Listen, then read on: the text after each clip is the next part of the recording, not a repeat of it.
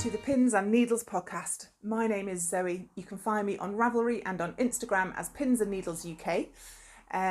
Check down below eventually for show notes. I'm a bit behind on typing those up, but they'll get there eventually.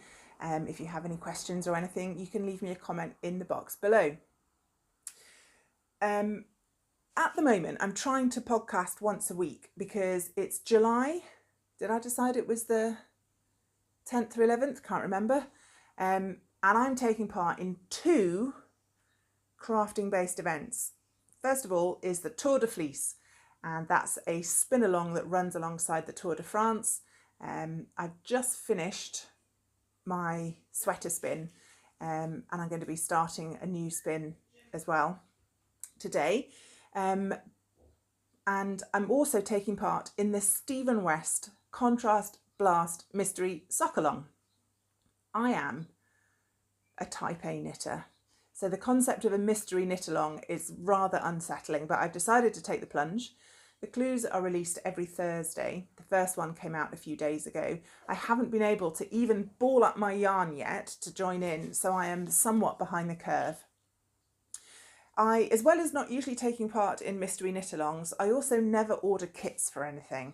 I've got quite a large stash, and I just tend to use what I already have.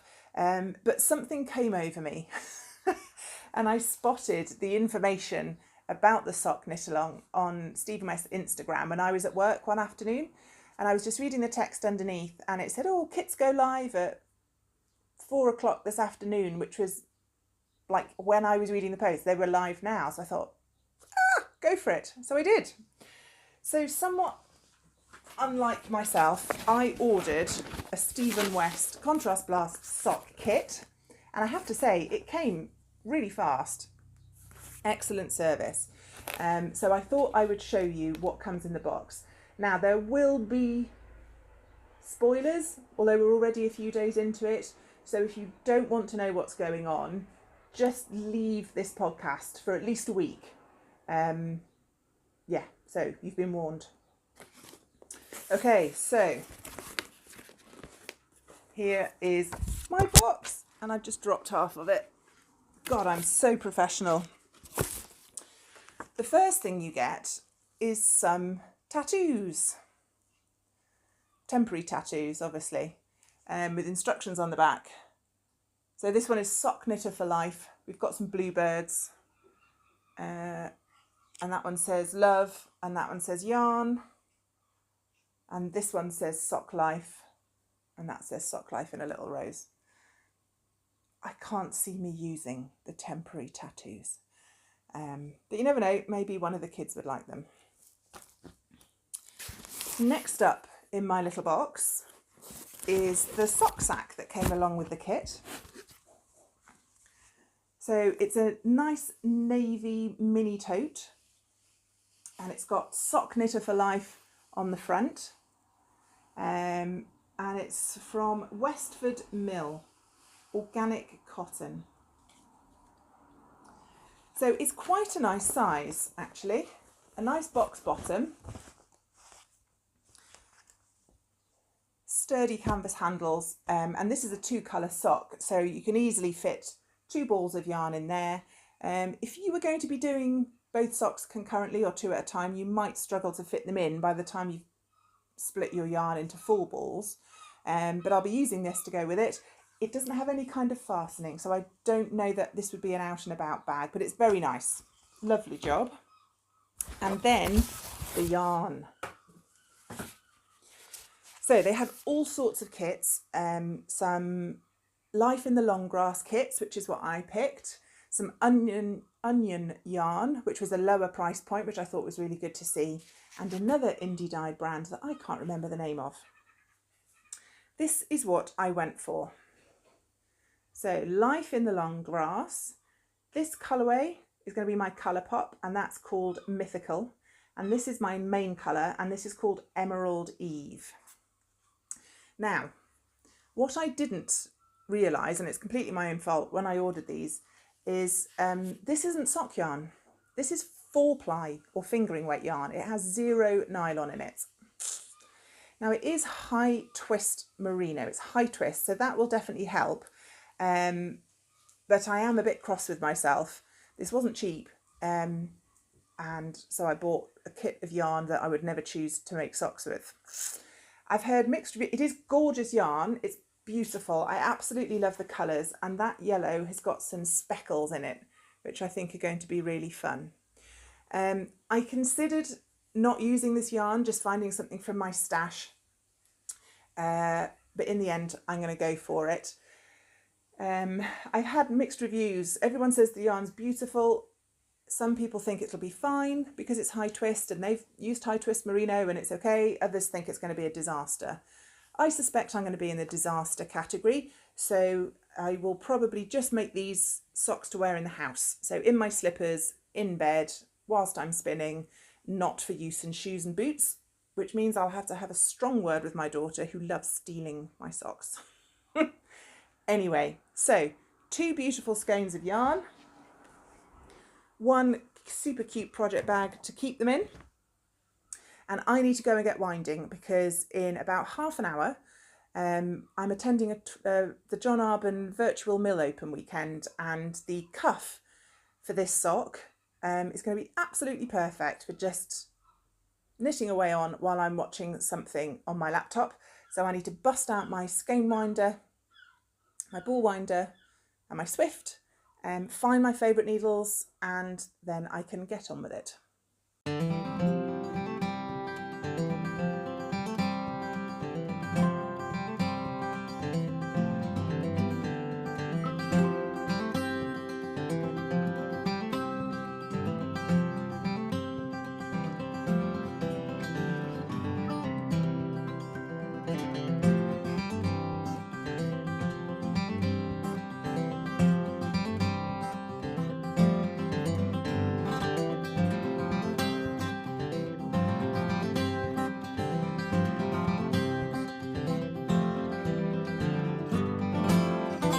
Good morning.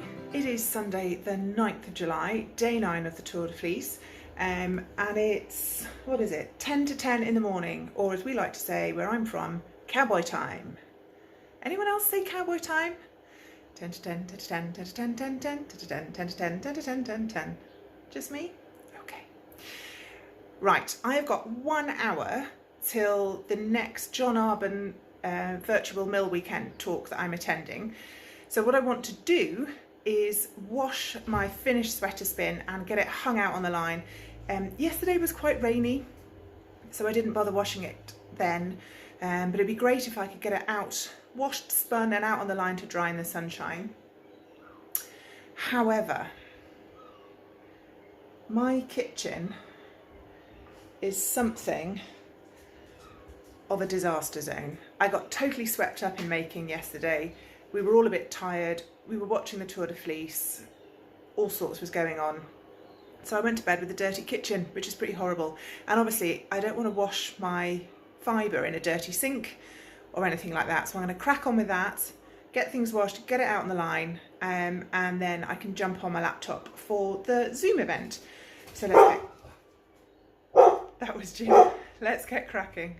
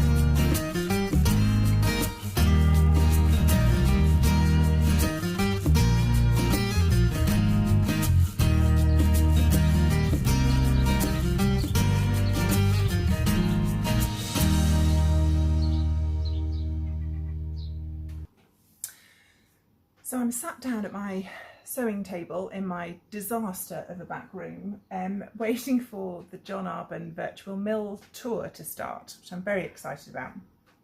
Make this go any higher. Yes, there we go. I'm sorry about the lighting. I'm sat in front of an enormous window, which is lovely for when you're working on things, but makes for terrible lighting for recording. I'm like the Phantom of the Opera.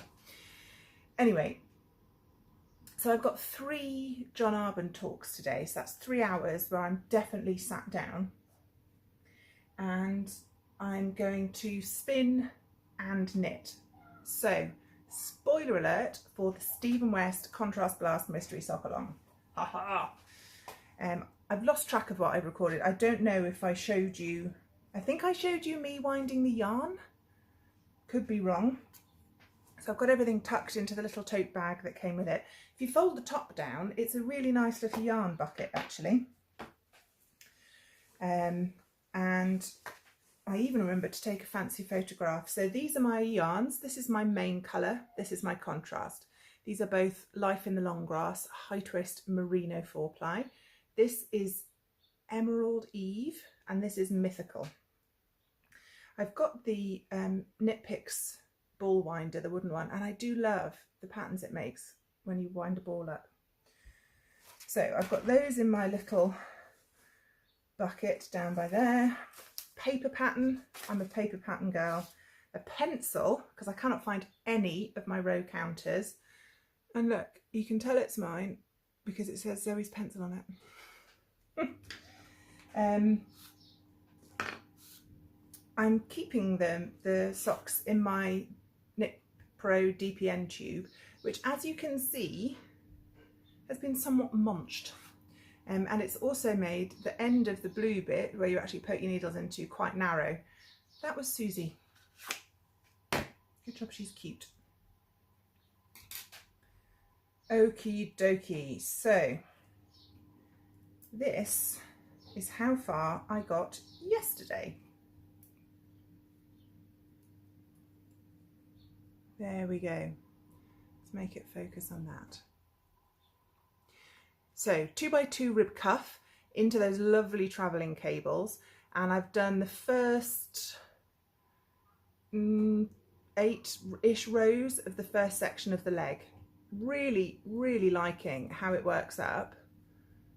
The yarn is gorgeous. In terms of sizing, I normally knit a 72 stitch sock on 2.25mm needles. This pattern I think has 5 sizes in, and the stitch counts for each size are not your standard 56, 64, 72. So I am knitting, no, that's the 84 stitch. So the size, the cast on numbers are 60, 72, 84, 96, 108. So I'm going with 84. He does give you instructions for a little gauge. Did I do it? No. This is my gauge. My plan is to knit probably the first full repeat, this zigzaggy bit. I haven't finished the first repeat yet. And when you do, you knit it again. So I'm going to knit this zigzag bit, pop it on some magic loop needles and try it on. It really doesn't take very long. I'm only planning on knitting 1 sock over the course of the knit along. So if it turns out it doesn't fit and I need to go up a pattern size or down a needle size, I'm happy to rip it out and start again. If I think I can get away with just changing the needle size, I won't rip back, I'll just carry on. Apparently this sock is longer in the leg than usual. I normally knit a 6 or a 6.5 inch length leg. This is longer, so you'd want more space at the top if it starts approaching your calf, which is obviously a wider part of your leg. So I'm going to do a bit of knitting for this one. It's pretty simple. Once you've done the first row, it's sort of 4 row little chunks. So once you've done the first row of your chunk, you're just doing the same again for the next 3. So it's actually reasonably brainless knitting. Yeah, 2.25mm ChowGoo DPNs. I'm a DPN girl. And I'm using this lovely little cup of tea stitch marker that was a present from Angela. I mean, the colour of that tea is horrendous, tea should be the colour of good shoe leather, but it's very cute nonetheless. We really have to factor into how much we buy and how much we're actually going to get back. So after scouring, it goes to, is it a different mill in Yorkshire? Yeah, I like to imagine that in Bradford, in Yorkshire, there's just a selection of big carder, bigger, it's just, you know, bigger than this mill completely, I think, carder that goes through. And the carder has... You might be thinking that I live an idyllic life on the Welsh coast, and I wouldn't necessarily say you're wrong, but it definitely has its downsides. I put my washed and finished yarn out to dry outside, lovely day, bit of sunshine, bit of breeze, lovely.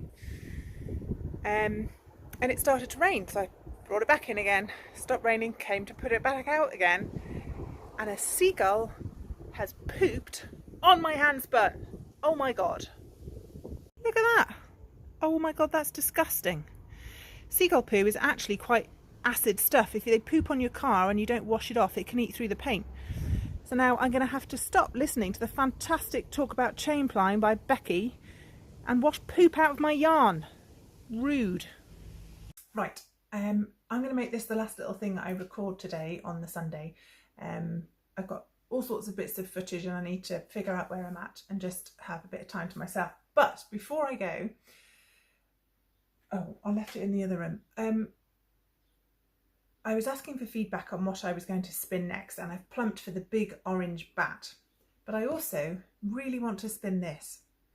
So I've decided I'm going to start both. I haven't really thought much about what I'm going to do with the bat, but this piece of gorgeousness, I'm going to do a fractal spin. Now this is Hilltop Cloud, and it's 50% Romney, which I've never spun, 25% silk, and 25% linen. So yeah, I'm going to strip it down. I can do a 3-ply.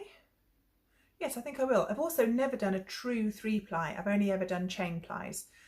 So I'm going to do a proper 3-ply fractal spin. So I'm going to strip this fibre down. I'll split it into thirds. I'll keep 1/3 as it is. The second third I'm going to split into 2, and then the final third I'm going to split into 3, and then I'll spin each one end to end onto a different bobbin, ply them all together, and presto chango, a yarn I haven't spun before. So I'm going to strip this down now, and then I'm just going to quietly get on with it, and with a bit of luck I will pop back tomorrow afternoon and we can see if my hand spun is dried after this seagull pooped on it. Oh my god, really hate seagulls.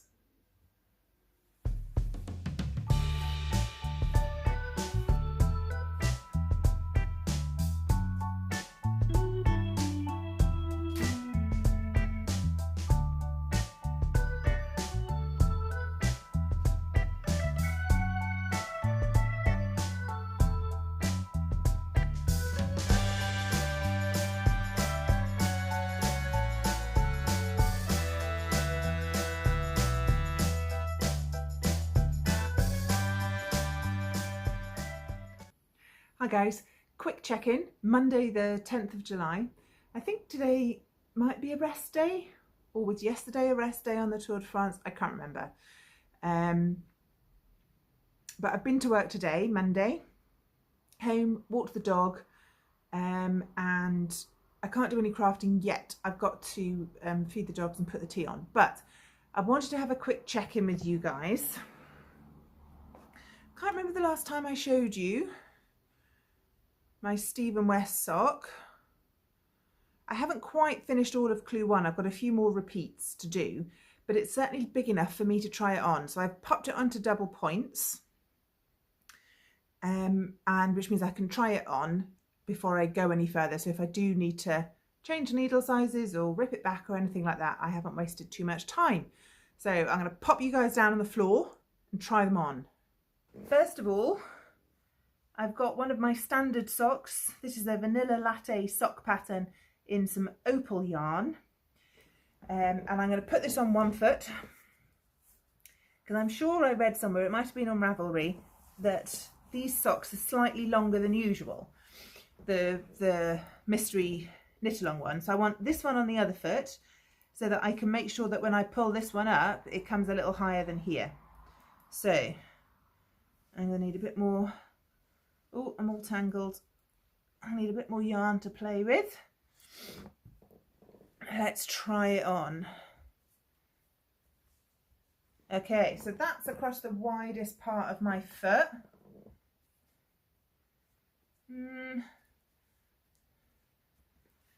I mean, it's hard to tell even with it on Magic Loop because the cable still pouch it out a bit, but that's probably a bit more positive ease than I'd want. Let's scoot it on the other way. So I need it to come up higher than that. Okay, so that's definitely higher. Now actually that's a pretty good fit up there.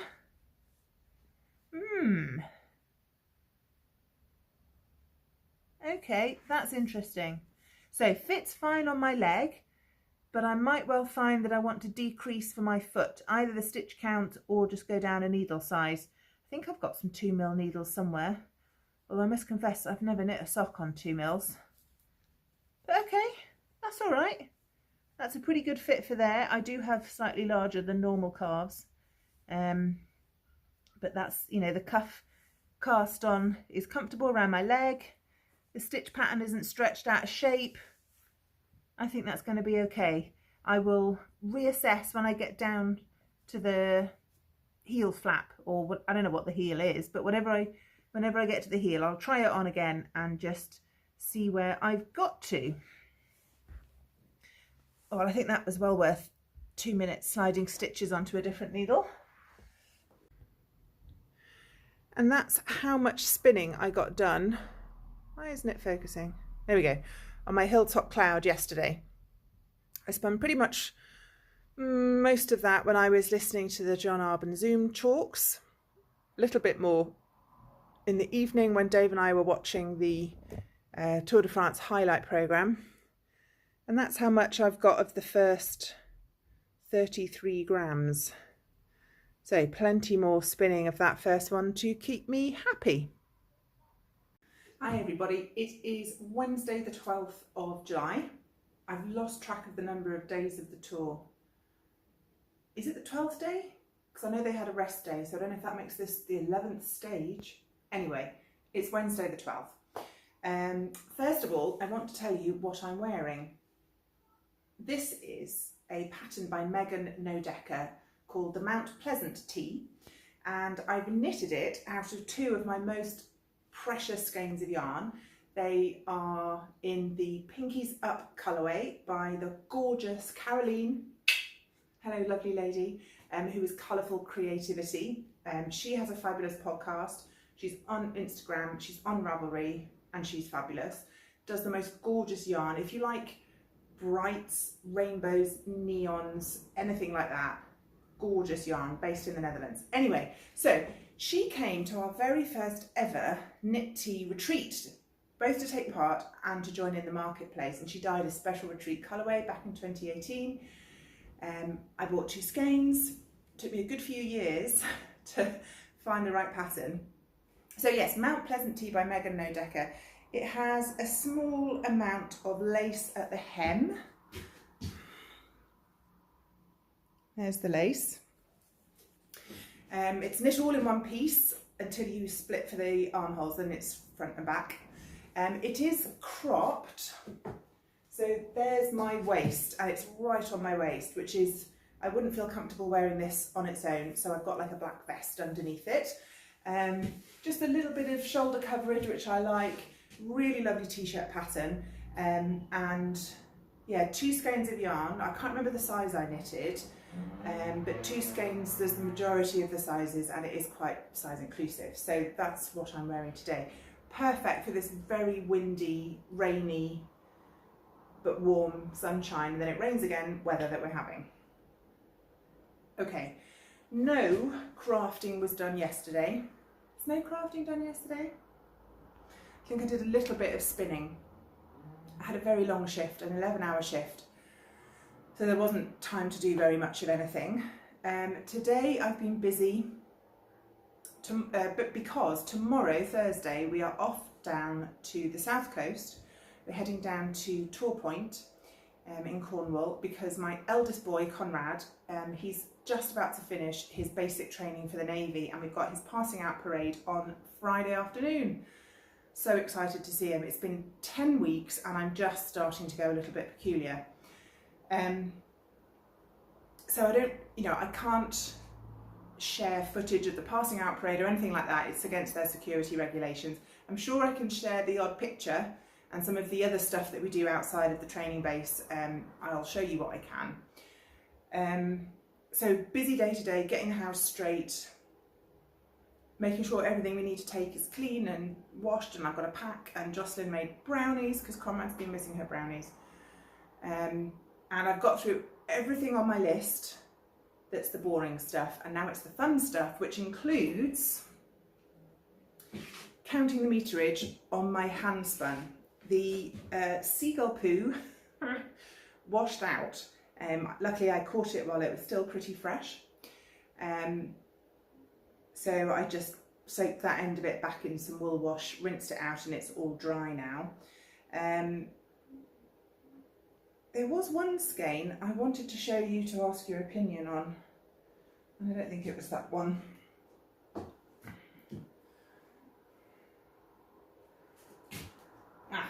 Looks like this one.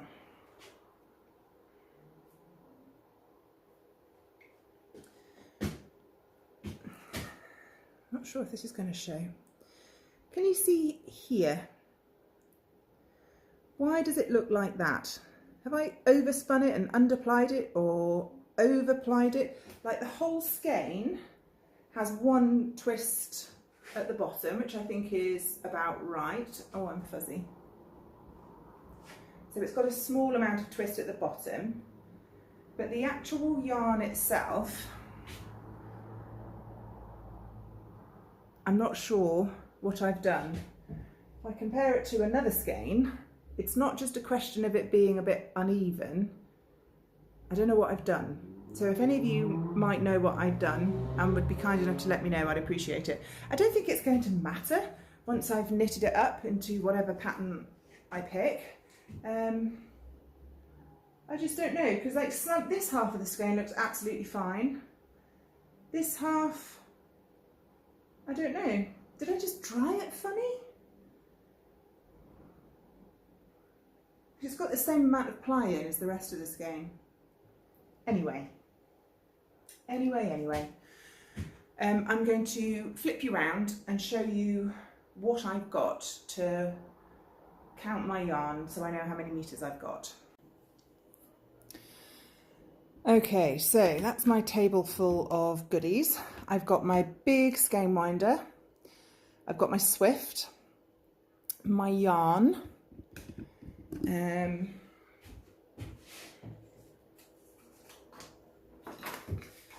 I've got my Hilltop Cloud control card, I've got some labels, I have a Sharpie,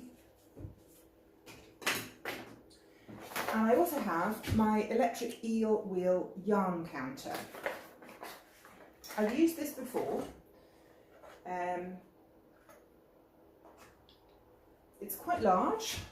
If I show you, that's the size of my hand. It's quite large. It has a really easy to take off back.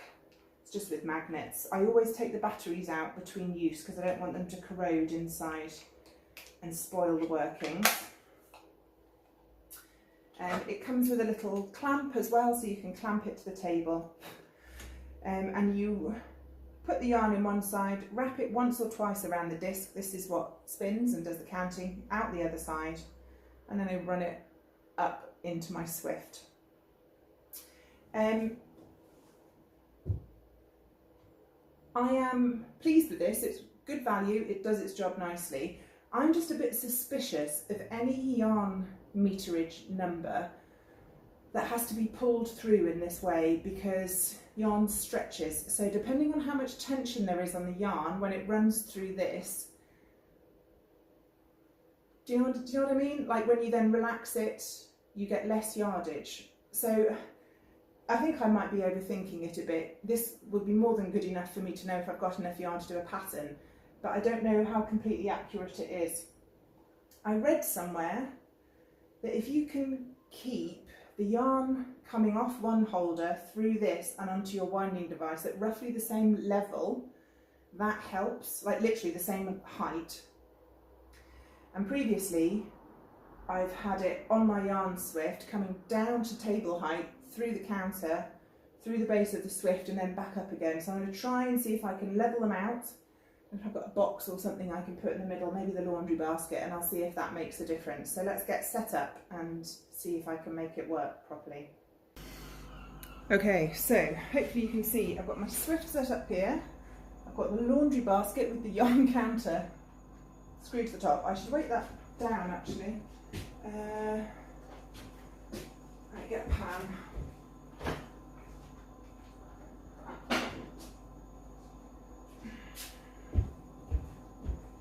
Right, weight that down with a pan, and then my swift set up over here. Okay, let's have a go.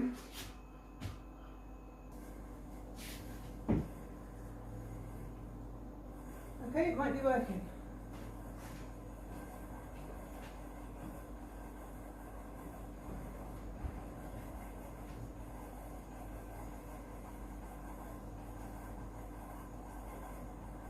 Okay, final check-in for Wednesday, and I have completely finished my first ever sweater spin.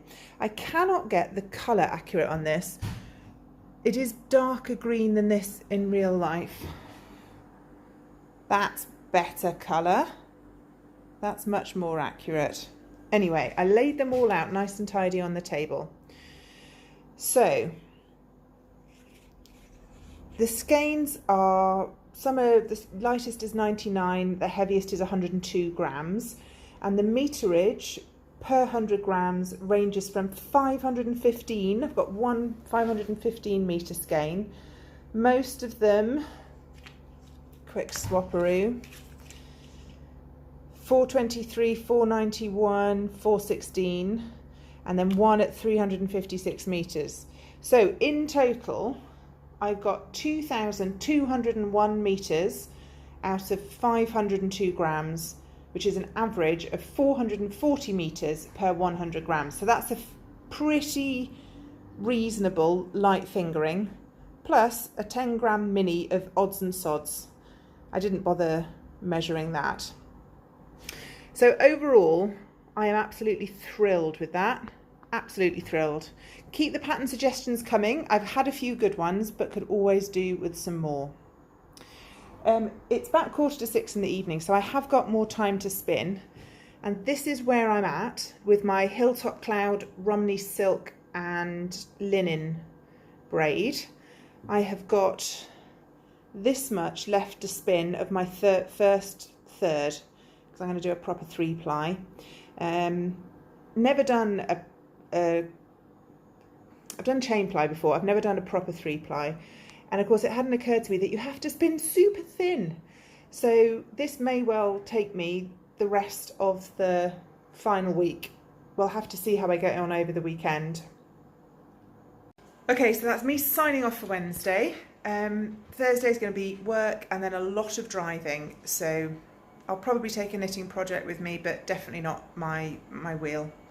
Right, I'll see you next time I record. Maybe Thursday, maybe Friday. UAE team members haven't done a great deal either. As Sudal Quickstep, who need a change in their fortunes, attack with Kasper Asgrave, the Danish rider. They haven't really got their Tour de France up and running yet. Sudal Quickstep, they haven't got their sprinter, he's gone home, Fabio Jakobsen. And Julien Alaphilippe has looked 80. Hi everybody, just checking in for Sunday the 16th of July. As you'll have seen from the clip, I'm actually sat spinning along and watching the tour at the same time, which is lovely. And I realised I hadn't done an endy bit for this week's vlog, so I thought I'd jump on, excuse me, and tell you what I've been up to. There was no crafting Thursday or Friday. we went down to Plymouth to watch my eldest son Conrad and his passing out parade from the Royal Navy. He's completed his 10 weeks of basic training, and he came home with us for the weekend. So we had a disgusting drive up on Friday. It took like 4.5 hours. It was ridiculous. The weather was like the end of days, just the most rain I've seen in a very long time. So unfortunately his parade had to be in the drill shed rather than out on the parade ground. If I scooch over a bit, I'll put what photos I can up here. We're not allowed to put video of the parade up on the internet for obvious reasons, and I haven't managed to get very many good photos of him. So he's had some professional ones taken which we can use, but I can't I can't share the video with you. Anyway, let me show you where I'm up to with my spinning. So here is where I'm at. I've probably got another hour or so of spinning in me today, in amongst other jobs. I did decide to start 2 different spins, but I'm just persevering instead with the one that I started on my electric eel wheel. And this was the Hilltop Cloud braid of 50% Romney, 25% silk and 25% linen. You can see at the back I've done the first 2 bobbins, so I divided my braid into thirds. This is 1/3 spun top to bottom. This bobbin I split the second third in 2 strips and did those one after the other, and then for my third bobbin I split my final third into 3. I've got that much left of the first little bit, and then these 2 separate bumps left to spin. Not a prayer I will get this finished today, but I'm hopeful I can finish definitely the rest of this bump and maybe one of those other 2. We'll have to see. So that's where I'm at today. I'm going to finish this vlog here and try and edit it whilst watching them cycle away and get it uploaded preferably this evening, and I'll start a fresh one tomorrow. Tomorrow is a rest day, I think, for the tour, so we'll have to see what I get up to. Thank you ever so much for watching. If you enjoyed this podcast, please give me a thumbs up and click subscribe. And you can check down below, there's links to my Ko-fi account if you'd like to support the podcast. And I also realised that the Cartref yarn shop was still closed after Wonderwool. Huge apologies for that. The website is now open, so if you did want to go and buy some 100% Welsh yarn dyed by myself, then by all means nip over and have a rummage through the shop. There's lots of stock in there. All right then, I will see you tomorrow. Bye.